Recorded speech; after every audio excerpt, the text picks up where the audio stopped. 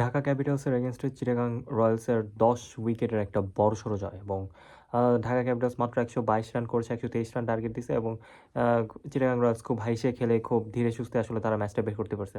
ঢাকা ক্যাপিটালসের শুরুটা আসলে খুবই খারাপ ছিল। এই ম্যাচেও আসলে সাইফ হাসান নিজেকে মেলে ধরতে পারতেছে না। তো আমার খুব বলতে হয় সাইফ হাসানের আসলে প্রাইম টাইম ছিল মাত্র 15 দিন।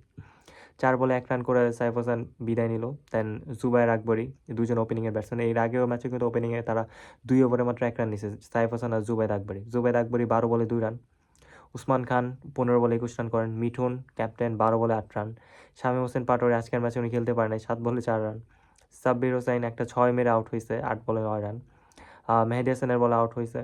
ইমাদ ওয়াসিম 8 বলে 9 রান। আজকে নাসির হোসেন 20 বলে 17। একটু টেনে টুনে ম্যাচটাকে আসলে ধরে রাখতে চাইছিল, কিন্তু আসলে শেষ পর্যন্ত ধরে রাখতে পারে নাই। সাইফুদ্দিন নট আউট ছিল এবং মূলত সাইফুদ্দিনের জন্যই ম্যাচটা 120 ক্রস করছে রান স্কোরটা ঢাকার। তাসকিন আহমেদ 4 বলে 5 এবং সালমান মির্জা শেষ পর্যন্ত আসলে 3 বলে 0 করছে।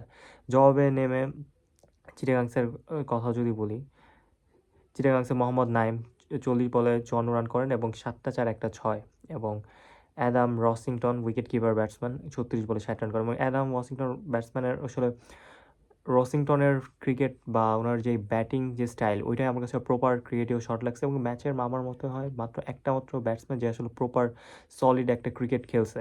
36 বলে 60 রান ছিল, 9টা 4, 2টা 6 এবং তার স্ট্রাইক রেট ছিল 166.67, যেটা খুবই প্রপার একটা সলিড একটা স্ট্রাইক ছিল। কিন্তু মোহাম্মদ নাইম শেখ মাত্র 40 বলে 54 রান করছেন। 40 বলে তার 135 রান। এরকম একটা ইজি ম্যাচেও তার একটু স্ট্রাইক রেট একটু বেটার থাকা উচিত ছিল। যদিও খুব বড়সড় একটা জয় পেয়েছে এবং ধীরে সুস্থে তারা হেসে খেলে ম্যাচ জিতছে। এই জন্য অভিনন্দন চিটাগাং রয়্যালস। আমরা জানি চিটাগাং রয়্যালসের কিন্তু বর্তমান মালিকানাধীন কেউ এখন বর্তমান কোনো মালিক নেই। মালিক একটাই, বিসিবি, এবং বিসিবি সর্বোচ্চ দায়িত্ব, সব দায়িত্বটা আসলে বিসিবি পালন করছে। কিন্তু তারপরেও যে এত স্পন্সর ছাড়াও একটা টিম খেলে, মোটিভেশন ছাড়াও খেলে যে এত দুর্দান্ত খেলছে এবং বিশাল একটা জয় পেলে, এটা আসলে অনেক বড় একটা ব্যাপার এবং নাইম শেখকে আসলে স্পেশালি বাহবা দিতে হয়।